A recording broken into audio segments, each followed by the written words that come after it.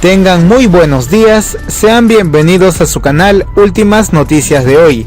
Estados Unidos defendió este martes en un encuentro virtual del Consejo de Seguridad de la Organización de las Naciones Unidas la extensión del embargo de armas sobre Irán, China y Rusia, y se rechazó la postura de la Casa Blanca. Mientras tanto, el Departamento de Trabajo de Estados Unidos informó que cerca de 48 millones de personas han solicitado el seguro por desempleo ante los efectos de la pandemia del COVID-19.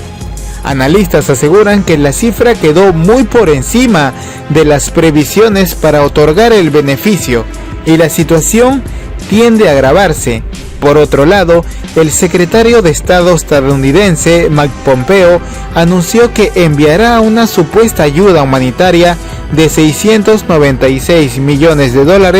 para los refugiados en Siria.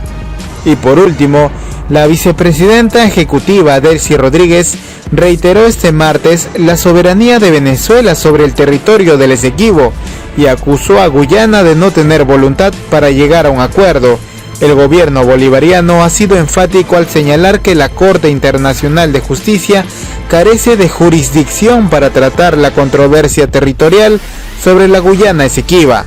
A continuación, queridos suscriptores, un resumen sobre estos temas.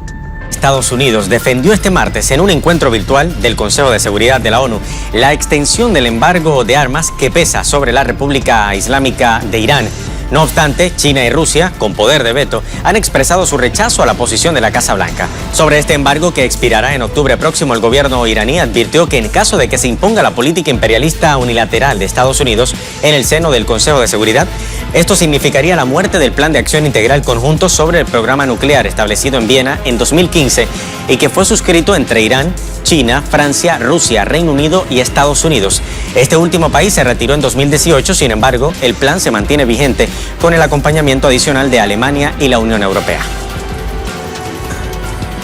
Denunció hoy ante la Organización de Naciones Unidas las acciones de presión del gobierno de Estados Unidos al resto de los países que firmaron el pacto nuclear para que incumplan sus acuerdos y también sus deberes respecto a este convenio de la misma manera en que lo viene haciendo la Casa Blanca desde hace ya algún tiempo. A través de su representante permanente ante la ONU, el gobierno ruso rechazó todas las presiones de Washington a otras naciones firmantes de este pacto nuclear, especialmente naciones europeas, y por otra parte elogió la postura de Irán en cuanto al cumplimiento del acuerdo nuclear, a pesar de todas las amenazas, sanciones y violaciones que comete el gobierno estadounidense. Por ejemplo, el representante resaltó la decisión de Teherán de reducir parte de sus obligaciones en virtud de este acuerdo nuclear. Sin embargo, dijo que las medidas ilegales adoptadas por la administración del presidente estadounidense Donald Trump están conduciendo a una escalada incontrolable de tensiones, en voz de este diplomático, en torno al Plan Integral de Acción Conjunta, que es como se le conoce a este acuerdo nuclear. El diplomático ruso también rechazó, por otra parte, los intentos del gobierno estadounidense de prolongar el embargo de armas contra Irán y también llamó al resto de los firmantes de este acuerdo nuclear a esforzarse para salvar este convenio frente a todos los intentos del gobierno norteamericano por destruirlos, teniendo en cuenta la importancia de la vigencia de este acuerdo. Y también en Estados Unidos el desempleo vuelve a experimentar un incremento en medio de la pandemia de la COVID-19. De acuerdo a los datos publicados por el Departamento de Trabajo, cerca de 48 millones de estadounidenses han solicitado el seguro por desempleo. Analistas aseguran que la cifra quedó por encima de las previsiones para otorgar el beneficio y que la situación ahora tiende a agravarse. Además, en las últimas 24 horas, los centros de servicios de Medicare reportaron que al menos 500,000 trabajadores se han inscrito en el servicio tras perder sus empleos.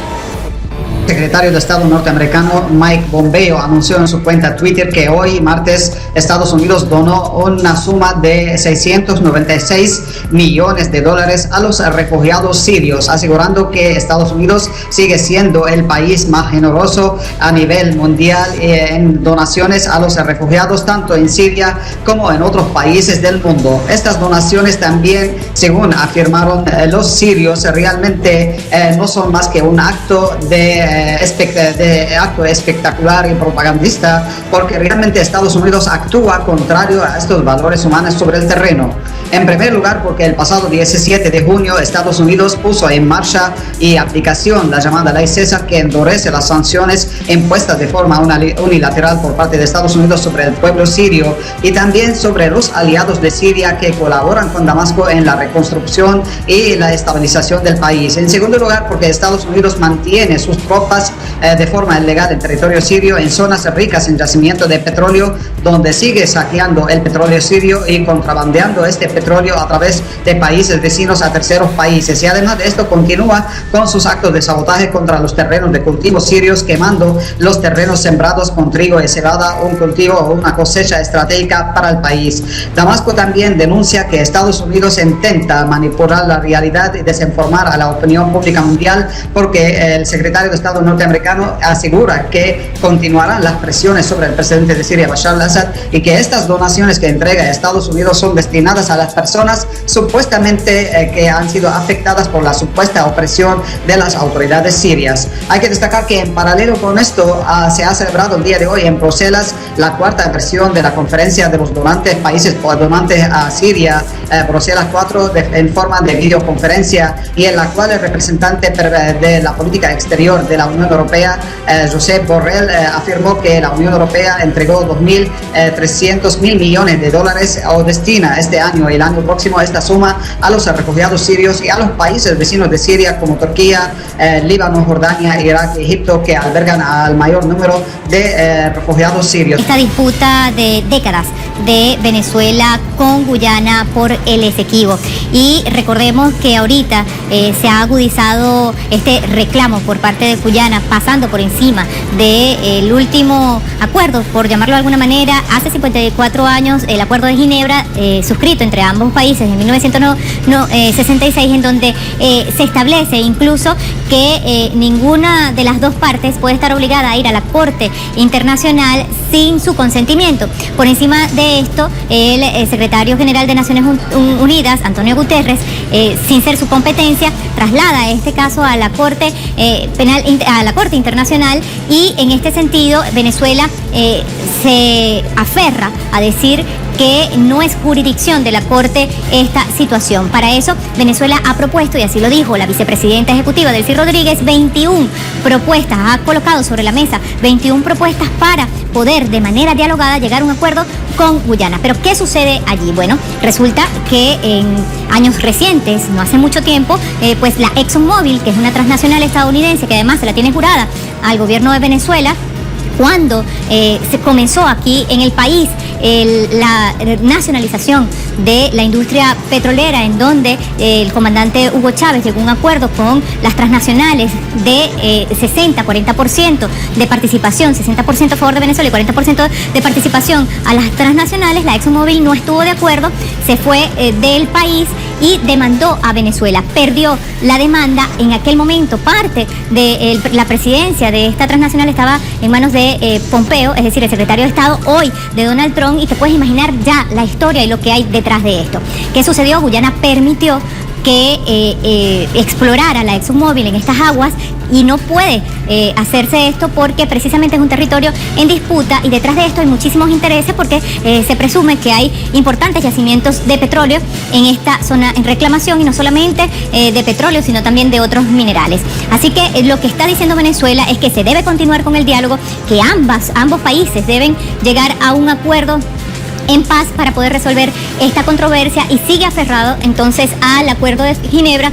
celebrado, firmado hace 54 años entre ambas naciones, y por eso Venezuela no acude a esta audiencia que se celebró hoy de la Corte Internacional. Andrew Cuomo criticó al presidente estadounidense Donald Trump por abandonar su lucha contra la pandemia del coronavirus. Además, señaló que la reapertura de la economía que promueve el magnate no tiene efectos positivos en la economía.